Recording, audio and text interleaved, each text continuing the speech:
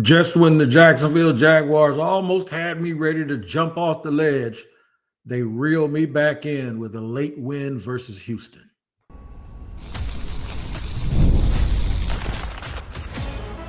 You are Locked On Jaguars, your daily Jacksonville Jaguars podcast.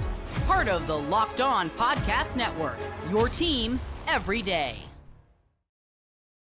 It is, in fact, your team every day here on Locked On Jaguars. We thank you for making us your first listen today, a day where the Jacksonville Jaguars go to 2-1 with a 17-10 victory over the Houston Texans. We'll tell you all about it in just a second after we let you know that we are the podcast that keeps our finger on the pulse of this team. I've been credentialed for 2 decades now, and I think I have a pretty good way of letting you guys know what's going on. And what's going on right now is the Jacksonville Jaguars win a very, very close game against the Houston Texans. It is Locked On Jaguars, your team every day. We thank you for making us your first listen.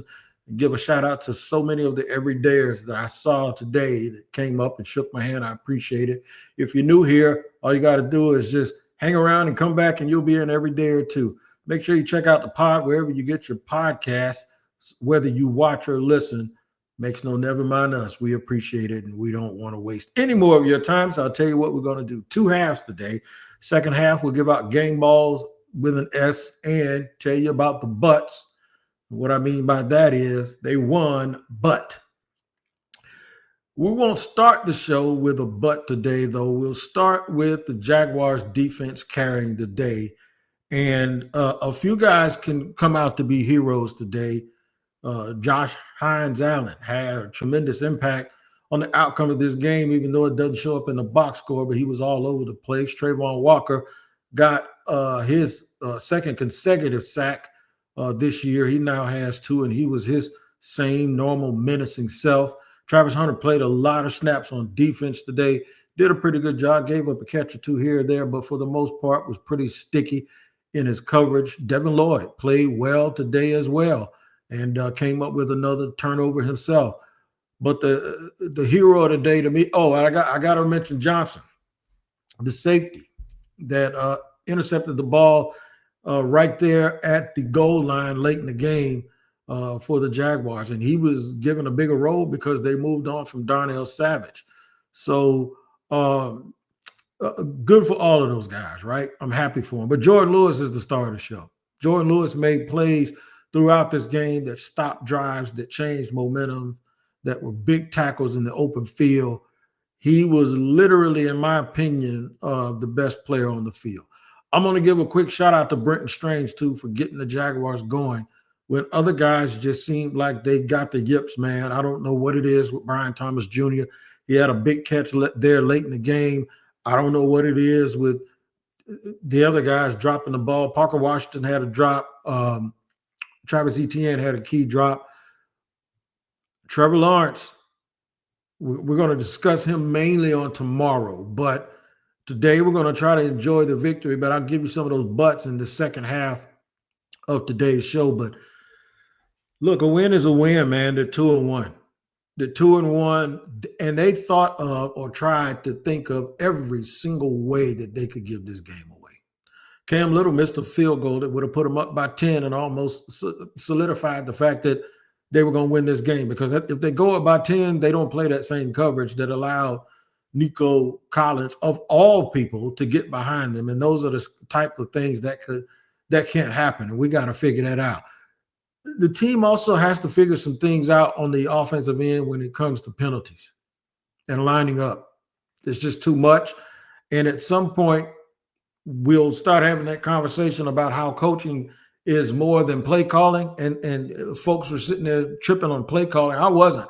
I was tripping on how unprepared they looked as a team offensively. And that's a whole different story. We ain't ready to start throwing Liam under the bus, but we are going to bring attention to things that we see. Somebody said, we're going down this road already, man, to me when I was in the press box. I said, no, we're going where they take us. And wherever they take us, I'm going to tell you where we are right now. Today, they're 2-1. The Colts are 3-0. They got the Colts later on in the year. But both the Titans, who we expected to be bad, and the Texans are 0-3. And I think that's critical, even though the Texans only lost one game in the division, and it was today to the Jaguars. It was important that the Jaguars did to them what a couple of other teams that people think are really good did to them. And that is, it was an ugly game when they played the Rams. It was an ugly game for a while when they played Tampa Bay last week. And it was an ugly game today, a game that the Jacksonville Jaguars should have. I thought they should have been up by 2 touchdowns at halftime minimum, but they weren't, right? And I looked around and I said, they're going to mess around and let this team hang around, a team that they have dominated all game. They're going to let them hang around, and they're going to mess around and either lose it or they're going to mess around and barely win it, right? And they barely won it. But barely winning counts as a W. It does. We're going to give game balls away. We ain't going to give the whole shebang away here on the post-game show because we're going to we're going to give you the option to come tomorrow and listen to the show. And I know you guys want to listen to it. I'm going to first, when we pause for the cause, I'll come back, and what I'll do is continue to tell you why I think it's important that they won this game, how they could really be 3-0 at this point, but they're not. But some of the things that they have to do for them to go where we want them to go, they really, really have a lot of work to do. And now they're going to get into the meat of their schedule where they're going to play some tough teams. We'll talk about all of that in just a second here on Locked On Jaguars.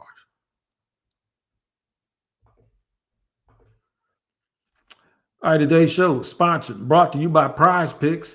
The daily fantasy app where making the right call can actually pay off. You and I make decisions every day, but on Prize Picks, being right means cashing in. With football back, Prize Picks is the simplest and fastest way to get in on the action. Just pick more or less on 2 to 6 player projections, and you can turn your takes into real prizes all in less than 60 seconds. I had Travis Etienne to get 59.5 yards today, and I think he got 58.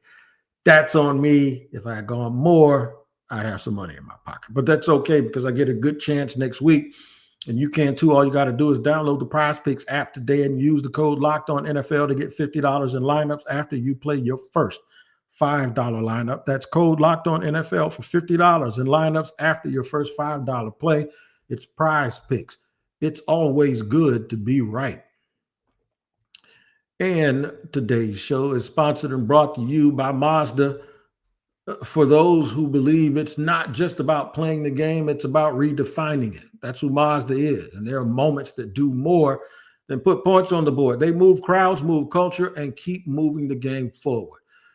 This week's moment that moved the game forward was an interception late in the game that was caused by pressure and a tip ball from Josh Hines Allen that allowed the Jaguars to win 17-10. When you follow what moves you, the unexpected is the only thing that is at the beginning. And just like there's more to every highlight, there's more to Mazda and their vehicles. Mazda, move and be moved. And today's show is brought to you and sponsored by our friends over at FanDuel. Y'all already know that when the NFL season is here, FanDuel is making sure you're ready to kick off with a can't miss offer. Right now, new customers can bet just $5, and if your bet wins, you'll get $300 in bonus bets to use across the app. I'm telling you, you can catch it at the beginning of the game, middle of the game, or even wait till almost at the end of the game and get your bets on, man. That's the way it is at FanDuel. So are you ready to play? Download the FanDuel app now by visiting FanDuel.com to get started. That's FanDuel.com to place your first $5 bet.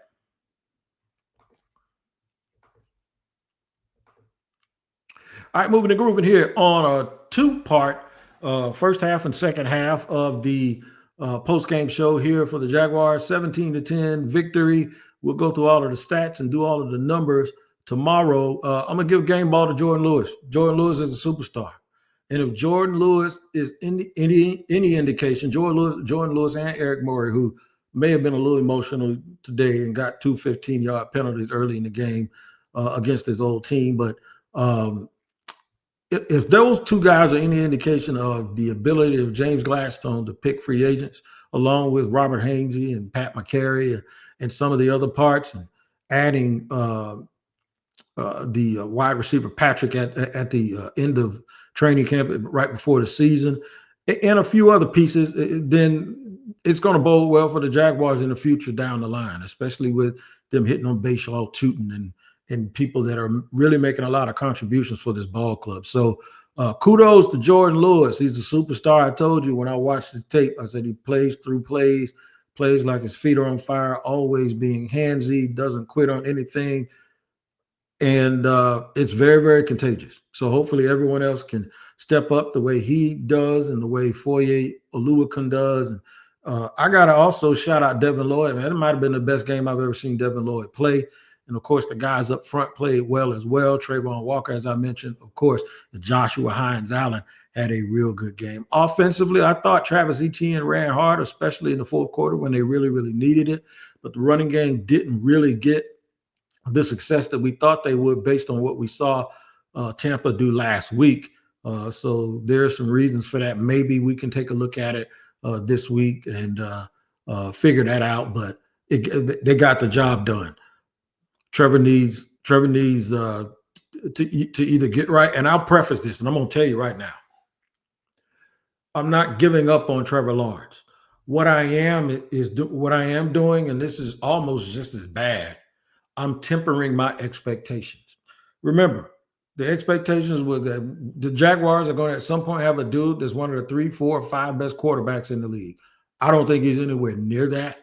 In fact, I'm to the point now where I'm not even expecting it anymore. I'm starting to expect, okay, maybe they just keep building the team up around him and he'll get good enough to the point where he's not a liability and they won't have all of this pressure on him. Brian Thomas Jr., I'm glad that last play happened because if it was not for that, he had some clear drops today. And those are things that we're going to address on Locked On Jaguars this week. There's a lot of work to do. Liam Cohen, I'm going to be critical. But that criticism also comes with the caveat that I gave him praise last week for continuing to go to guys that they came in thinking were their best players. Brian Thomas Jr., Diamond Brown, Travis Etienne, who had been delivering, and, of course, Trevor Hunter. Today, I thought he kept doing it, and then when it didn't work, you saw him a little bit of a shift. So I'm going to give him credit for that. Lots of folks talking about the game, the play calling. And just like I had said in the past when we hated play calling, and we sort of have liked up to this point this year where the play calling had gone, so today may have seemed like it wasn't his greatest day. I don't think the problem was what happened today. I think the problem of today is what was leading up to today, because I've always said that the game is the live show, but there's nothing that will tell you what people have been working on and doing all week better than the live show. So basically what I saw today was they've been emphasizing stuff that they probably thought they needed to emphasize, but there are some things that they need to either fix or make this a thing about consequences where if people keep doing the same thing over and over again, they won't play. The drops have to stop. The pre-snap penalties have to stop. They're not going to bench Trevor Lawrence. But at some point, Trevor is like the dude you always have to feel like you're giving him smelling salt. It's like, come on, man, you're better than that. Wake up. Come on, get with it.